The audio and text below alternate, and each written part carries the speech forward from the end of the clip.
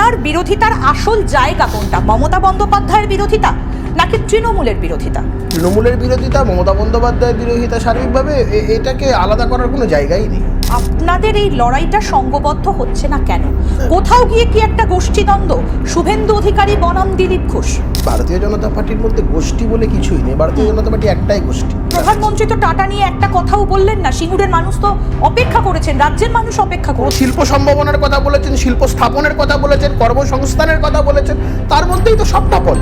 আপনি যখন চুল কাটলেন আপনার গায়ে লাগলো না? আপনার শাস্ত্র আপনাকে আটকালো না? না, শাস্ত্রের ব্যাপার না, আমি তার জন্য একটা টিকিও আছে, সেটা মাথায় রাখতে হয়, না হলে এটা যতদিন না পরিবর্তন হবে ততদিন চুল গজাবে না মাথায়।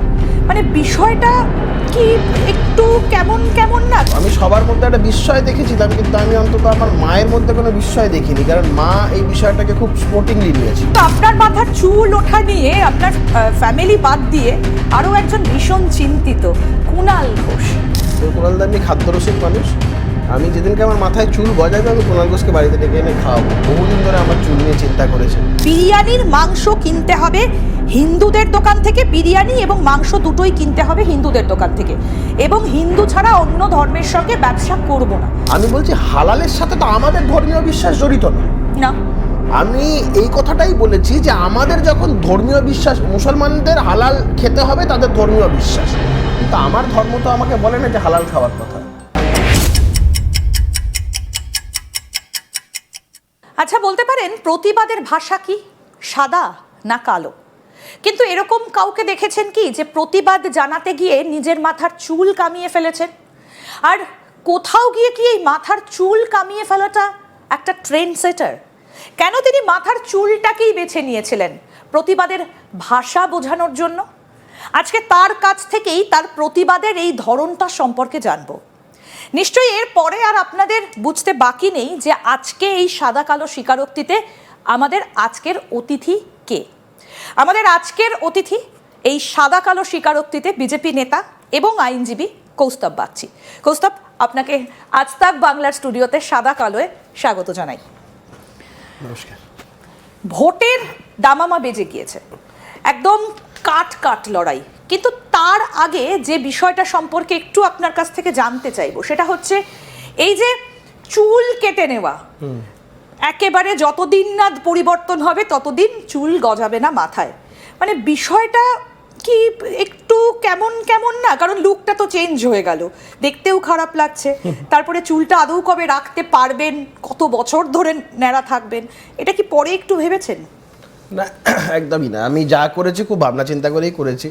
তবে হ্যাঁ, এটা সত্যি কথা, আমি আমার এই সিদ্ধান্তের কথাটা খুব একটা খোলসা করে অন্তত আমার স্ত্রীকে তো জানাই, তখনও আমার স্ত্রী নয় তো, যখন আমি এটা ডিসাইড, বা আমার মা বাবাকেও এটা বলিনি। আমার মনে আছে যখন ওই বেল হলো আমি তারপরে যখন বেরোলাম তখনও কোর্টের মধ্যেই ছিলাম।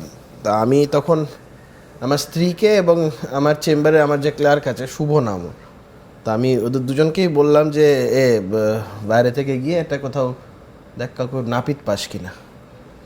প্রীতি ফর আ মোমেন্ট ও ভেবেছিল হয়তো আমি ওই একবারই চুল কেটে এটার প্রতিবাদ জানিয়ে করবো। ও গুণাক্ষরেও ভাবেনি যে আমি এটা একটা লং প্রসেসে এটা চিন্তাভাবনা করছি, এবং আমি জানতাম আমি যদি ওকে এটা বলি তাহলে আমার আর বোধহয় এই বিষয়টা করা হবে না। আমি ওকে অত খোলাসা করে বলিও নি। তো এবং আরেকজন ছিল আমারই একটা অত্যন্ত কাছে, আমার ছোট ভাই অঙ্কন, অনামিত্র, এরাও ছিল, ওদেরকেও বলি আমি। তো ইনফ্যাক্ট ওই তখন তারপরে নাপিত্তি আসে, এবং তারপরে আমি ওই তৎক্ষণাৎ ওই সময়তেই ঘোষণা করি, এবং আমার ঘোষণার পরে যাদের নাম বললাম সবাই মোটামুটি একটা হকচকিয়ে গেছিল।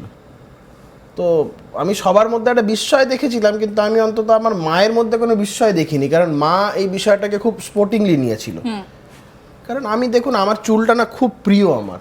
আমি মনে করেছিলাম যে আমার ওই দিনকার ঘটনা, পুলিশি হেনস্থা বা সরকারেরই বিরাগভাজন হওয়া, মানে সরকার আমার প্রতি একটা চক্ষুশূল একটা বিষয় হওয়া, তো আমি তো একা নই। এরকম পশ্চিমবঙ্গের বহু মানুষকে এই সরকারের কারণে, এই প্রশাসনের কারণে সাফার করতে হয়েছে, এবং আমার মনে হয়েছে যে এই সরকারটার পরিবর্তনের অত্যন্ত প্রয়োজন আছে।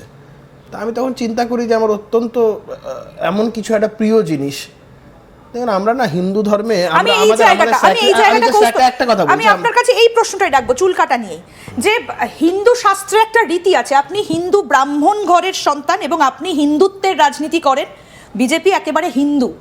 হিন্দু ব্রাহ্মণরা শাস্ত্রে লেখা আছে মাথা কামাতে পারে না কয়েকটা বিশেষ সময় ছাড়া, 1 পৈতে, 2 পিতৃবিয়োগ, 3 মাতৃবিয়োগ।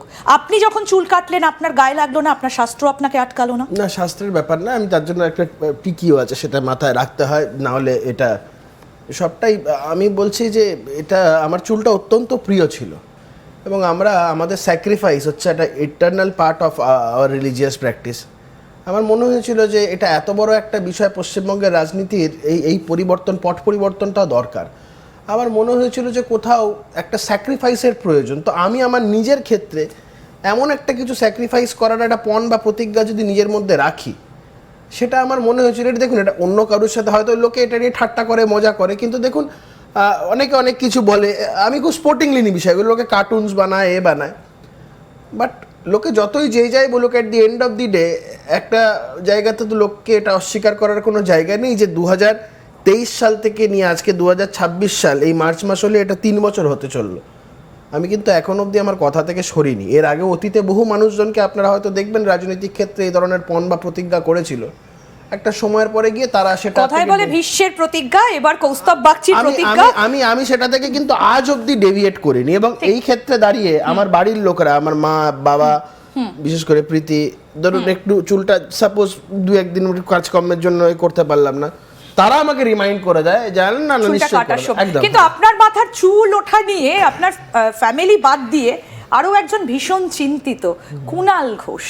কেন বলুন তো, মানে বিষয়টা কি? মানে আপনার সঙ্গে কি অন্যরকম কোনো আন্ডার টেবিল সম্পর্ক আছে নাকি চুল ছাড়া আপনাকে ভালো লাগছে না, কোথাও একটু দেখতে খারাপ লাগছে? বেসিক্যালি ওর এমনি একটু ব্যাপার হচ্ছে কি, ওর সমস্ত সব ব্যাপারে ওর একটু নাক গলানোর অভ্যাস আছে। তো আমি চিন্তা করি যে আমার যেদিন মাথায় চুল গজাবে ওকে আমি বাড়িতে ডেকে খাওয়াবো।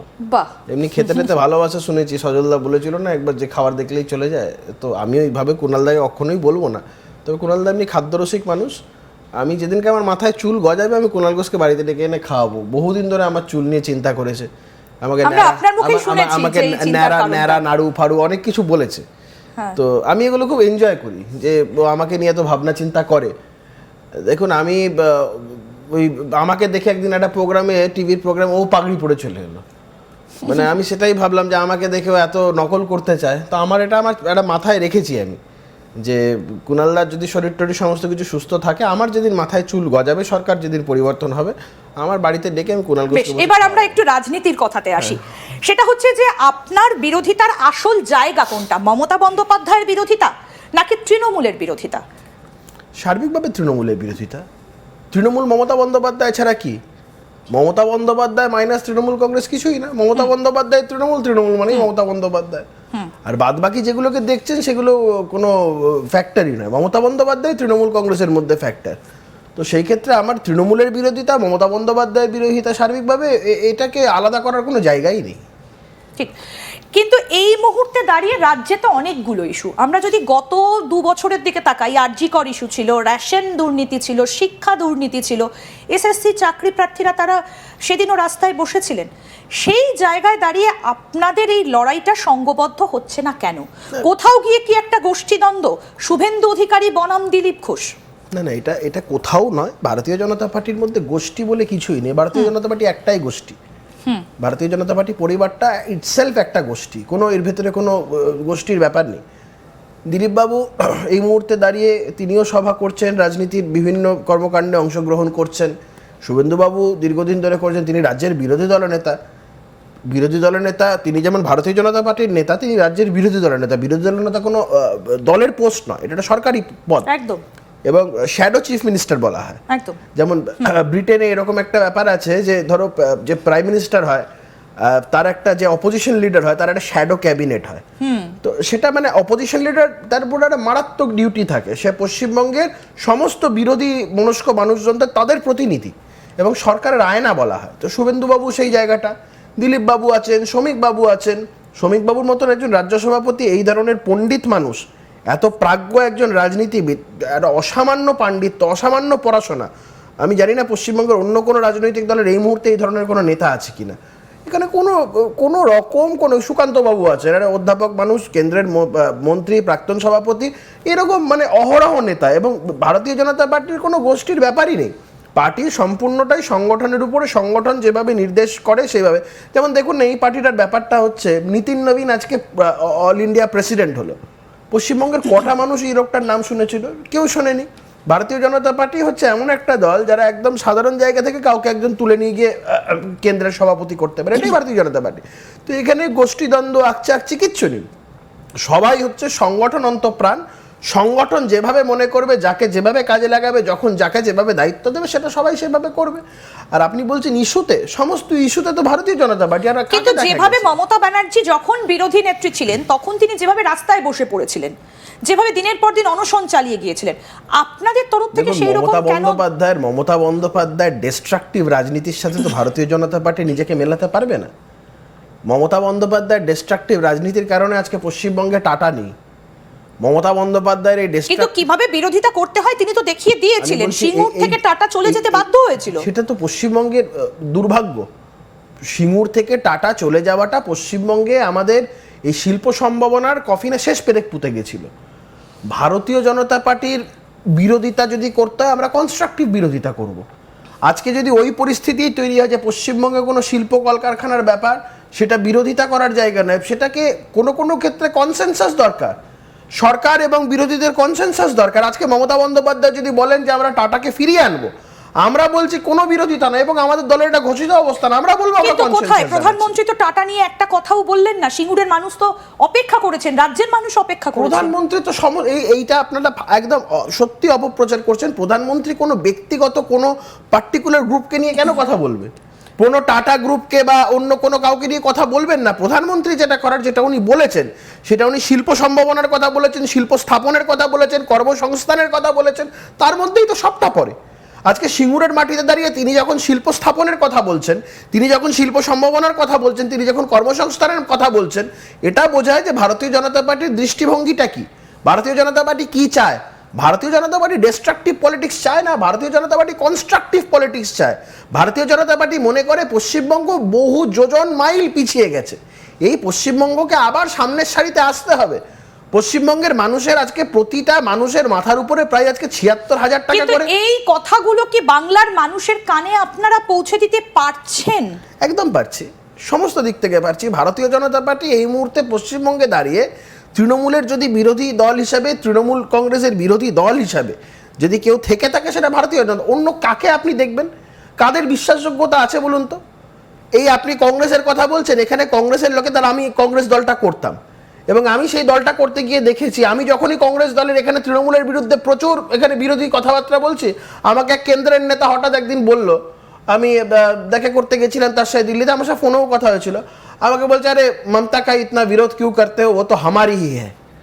তো আমি এই কথাটা শুনে খুব আশ্চর্য হয়েছিলাম। আমি ওনাকে বলেছিলাম যে আমার ঘর ভেঙে, আমার দল ভেঙে নিজের দল তৈরি করলো, যার জীবনের ব্রত ছিল, আমি আমার দল মানে তৎকালীন সময় কংগ্রেস যখন করতাম সেই জায়গার কথা বলছি, আমি ওনাকে বলেছিলাম মানে আপনি মমতা বিরোধিতার পথ বাঁচবেন বলেই বিজেপিতে এসেছেন। মমতা বিরোধিতার পথ, তার কারণটা হচ্ছে, আমি যে কথাটা বলছিলাম তৎকালীন সময়ের কথা বলছি, পশ্চিমবঙ্গে দাঁড়িয়ে মমতা বন্দ্যোপাধ্যায় 2011 সাল থেকে ক্ষমতায় আসার পর পশ্চিমবঙ্গের তো কোনো ভালো কিছু হয়নি।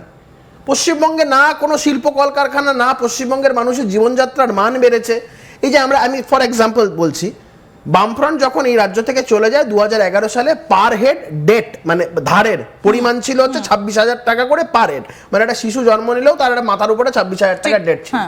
আজকের দিনে দাঁড়িয়ে সেটা 76,000 টাকা পার হেড। একটা নতুন বাচ্চা চোখ খুলছে পৃথিবীতে, তার মাথার উপরে 76,000 টাকা একটা ডেট। তাই বলছি এটা তো ভালো হলো না। 34 বছরের বামফ্রন্ট সরকার খারাপ ছিল, তাই সরকারকে পরিবর্তন করতে হবে। আপনার মতে যে আরো খারাপের দিকে, আমি পরের প্রশ্নে আসি, কৌস্তব এবার আপনার একটা বিষয় আসি। আপনি বলেছেন বিরিয়ানির মাংস কিনতে হবে হিন্দুদের দোকান থেকে, বিরিয়ানি এবং মাংস দুটোই কিনতে হবে হিন্দুদের দোকান থেকে, এবং হিন্দু ছাড়া অন্য ধর্মের সঙ্গে ব্যবসা করব না, এটা আপনি বলেছেন। কিন্তু এটা কি সত্যি সম্ভব? এটা তো আর উত্তরপ্রদেশ নয়, কেন বাংলার মানুষ এই কথাটা শুনবে? আমার এই কথাটা খুব একটা অন্যরকম কনটেক্সট। আমি যে কথাটা বারংবার করে বলতে চেয়েছিলাম সেটা হচ্ছে, হালাল মাংস খাওয়াটা তো আমাদের ধর্মের সাথে জড়িত নয়। হালাল, আমি এটা বলছি না যারা হালাল খায় তারা খারাপ, আমি কথা বলছি না। এটা মুসলমানদের, তাদের ধর্মীয় বিশ্বাস, এবং আমি সেটাকে যথেষ্ট সম্মান করি। এটা নিয়ে আমার মধ্যে কোনো নেই যে আমি ওরা খায় বলে ওদের খারাপ, এই কথা আমি বলছি না, এটা সম্পূর্ণ ভুল কনটেক্সটে হচ্ছে। আমি বলছি হালালের সাথে তো আমাদের ধর্মীয় বিশ্বাস জড়িত নয় না, আমি এই কথাটাই বলেছি যে আমাদের যখন ধর্মীয় বিশ্বাস, মুসলমানদের হালাল খেতে হবে তাদের ধর্মীয় বিশ্বাস, কিন্তু আমার ধর্ম তো আমাকে বলে না যে হালাল খাওয়ার কথা। তো আমি সেখানে বলেছি আমরা ঝটকা মাংস খাবো না কেন, আমরা এই কথাটা যদি বলে থাকি, আজকে ধরো কোনো প্যাকেজিংয়ে যদি হালাল লেখা থাকে, আমি বলছি, আমি বুক বাজিয়ে বলছি, 100 বার বলবো যে আগামী দিন আমি চাইবো যেরকম হালালের ক্লাসিফিকেশন কোনো প্যাকেজিংয়ে থাকে, ঠিক তেমন ঝটকারও ক্লাসিফিকেশন থাকতে হবে। রেস্টুরেন্টের মেনুতে বা কোনো রেস্টুরেন্টের ব্যানারে যদি লেখা থাকে এখানে হালাল খাবার পাওয়া যায়, ঠিক একইভাবে লিখতে হবে এখানে ঝটকা খাবারও পাওয়া যায়। আমি অন্যের ধর্মীয়, মুশকিলটা হচ্ছে কি, কিন্তু ব্যবসা আমি বলছি এটা আমি বলছি আপনাকে, এটা যদি কোনো মুসলমান লোকের কোনো বক্তব্য হয় তাতে কোনো তাদের ধর্মীয় ব্যাপার, এই ব্যাপারে যে মমতা ব্যানার্জি কদিন আগে বলেছেন ওরা তো 30% ওদের সাথে সব সহ্য করে নিতে হবে। হিন্দু যতক্ষণ সহ্য করবে ততক্ষণ হিন্দু খুব ভালো। হিন্দু যেই মুহূর্তে দাঁড়িয়ে নিজের অধিকারের কথা বলবে তখন হিন্দু সাম্প্রদায়িক। হিন্দুদের অধিকারের কথা বলা যাবে না। হিন্দু যদি নিজের অধিকারের কথা বলে, হিন্দু চোখের সামনে দেখবে হরগোবিন্দ দাস, চন্দন দাস খুন হচ্ছে, হিন্দুকে চুপ করে দাঁড়িয়ে থাকতে হবে, খুব ভালো হিন্দু। চোখের সামনে দুর্গা মূর্তি, কালী মূর্তি ভাঙা হচ্ছে, হিন্দু চুপ করে থাকলে ভালো। হিন্দু যেই মুহূর্তে তার অধিকারের কথা বলবে, হিন্দু যেই মুহূর্তে প্রতিবাদ করবে, ওই দেখো সাম্প্রদায়িক হিন্দু। কিন্তু পশ্চিমবঙ্গে তো ওই জাতপাতের রাজনীতিটা ছিল না, বিজেপির হাত ধরে যেটা, সেটা আমরা বলছি না, এটা চায়ের দোকানে আলোচনা হচ্ছে, নিন্দুকেরা বলছে যে বিজেপির হাত ধরে পশ্চিমবঙ্গে যারা এই কথাগুলো বলছে তাদেরকে বলছি, কোন একজন পার্ক সার্কাসে থাকা একজন হিন্দু যিনি আছেন তাকে প্রশ্ন করুন। আমি আমার এক বন্ধুর কথা বলছি, নাম বলছি না, আর অসুবিধা হবে, পার্ক সার্কাসে থাকতো, এবং ও বলে নয়, পার্ক সার্কাসে ওই এলাকায় থাকার যদি 100টা আগে হিন্দু থাকতো সেই সংখ্যাটা আজকে দাঁড়িয়ে 5টায় ঠেকেছে। সমস্ত হিন্দুদের ওখান থেকে বাড়ি বেঁচে চলে যেতে হচ্ছে। এই প্রশ্নটা কেউ করে না কেন? মেটিয়াবুরুতে যেই সমস্ত হিন্দুরা আছে তারা কতটা কষ্টে আছে, তাদেরকে কেন ওখান থেকে পলায়ন করে অন্য জায়গায় গিয়ে থাকতে হচ্ছে? মমিনপুর, খিদিরপুরের মতন জায়গা যেখানে মানে একটা সময় ভালো সংখ্যক হিন্দুরা থাকতো, আজকে হাতে গোনা কয়েকজন ঠেকেছে, অন্য জায়গায় বাড়ি বিক্রি করে চলে যায়। উল্টো দিকটা আমি আপনাকে বলছি, যেখানে হিন্দু পাড়াতে যদি কোনো মুসলমানেরা থাকছে, দেখুন তো কোথাও কোনো অসুবিধা হচ্ছে কি? কিন্তু ভারতবর্ষের সংবিধান তো ধর্মনিরপেক্ষতা, আমি বলছি ধর্মনিরপেক্ষতার দায় কি একা হিন্দুদের নিতে হবে না? আপনি একজন আইনজীবী, ধর্মনিরপেক্ষতার দায় হিন্দুদের একা কেন সারাক্ষণ এই ধর্মনিরপেক্ষতার ঠেকা হিন্দুদের নিতে হবে? আমি বলছি মুসলমান পাড়াতে হিন্দুরা থাকতে পারে না, কিন্তু হিন্দুদের পাড়ায় মুসলমানেরা খুব ভালো থাকে। বহরমপুর শহরে চলে যান, এরকম বহু জায়গা আছে হিন্দু অধ্যুষিত জায়গা, তার মধ্যে বেশ কিছু মুসলমানের আছে, কোথাও কারোর কিছু অসুবিধা হয় না, সবাই সুন্দর আছে। কিন্তু যেখানে সংখ্যায় মুসলমানেরা বেশি সেখানে হিন্দুরা টিকতে পারে না। কেন পারেন? আমি চোখের সামনে দেখেছি, আমার কাত্তিয়ের বাড়ি মুমিনপুরে, বকরি ঈদের দিনে যেদিনকে কুরবানি হতো, এটা খুব দুর্ভাগ্যের, এবং এটা আমি বলছি না যে সব মুসলমানেরা সমর্থন করে, অনেক মুসলমানেরা খুব দুঃখ করতো এটা নিয়ে। মানে ওদের যে ওই জবাই হয়, জবাই হওয়ার পরে বাড়ির সামনে ওই গবাদি পশুর মাথা, নাড়ি ভুড়িয়ে সবগুলো রেখে দিয়ে চলে যাওয়া, বিশেষ করে হিন্দু বাড়ির সামনেগুলো দিয়ে গায়ে রক্ত মেখে বেশি করে হাঁটাহাঁটি করা, ভয়ঙ্কর দৃশ্য। এবং ওই সময়টা আমাদের আত্মীয়দের কি করতে হতো, যখন আমাদের যারা আত্মীয় স্বজন যারা আমার বড় পিসিরা থাকতেন ওখানে, এখনো আছে, তো ওই জায়গাতে ওরা ওই সময়টা কি করতো, বাড়ি ছেড়ে চলে যেত, অন্য জায়গায় থাকতো, মানে সেই সময় অন্য কোনো আত্মীয় স্বজন বা আমাদের ব্যারাকপুরে চলে আসতে থাকতো, এই জিনিস হতো। ওই সময় ওদের বাড়িতে কেউ যেতে পারতো না, ইনফ্যাক্ট 5-7 দিন ধরে এতটাই ওই জায়গাটা রক্ত পড়ে গন্ধ টন্ধ। এইটা তুমি উল্টোটা তুমি ভাবো তো, যে কোনো মুসলমানের বাড়িতে, কোনো হিন্দু পাড়াতে কোনো মুসলমান থাকছে, তার বাড়ির সামনে ধরো ওদের যেন তো শুয়োর খাওয়াটা ওদের তো হারাম, কেউ যদি বাড়ির সামনে ফেলে দিয়ে চলে যায়, বলবো ওই দেখো সাম্প্রদায়িক হিন্দু মুসলমানের বাড়ির সামনে শুয়োর ফেলে দিয়ে চলে গেছে। এদিকে হিন্দু বাড়ির সামনে যদি কোনো গবাদি পশুর মাথা কেটে ফেলে দিয়ে যায়, ওটা হিন্দু বললে হিন্দু তখন কিছু বলা যাবে না, চুপ করে থাকতে হবে, তাহলে হিন্দু সাম্প্রদায়িক হবে না, তাহলে হিন্দু খুব ভালো।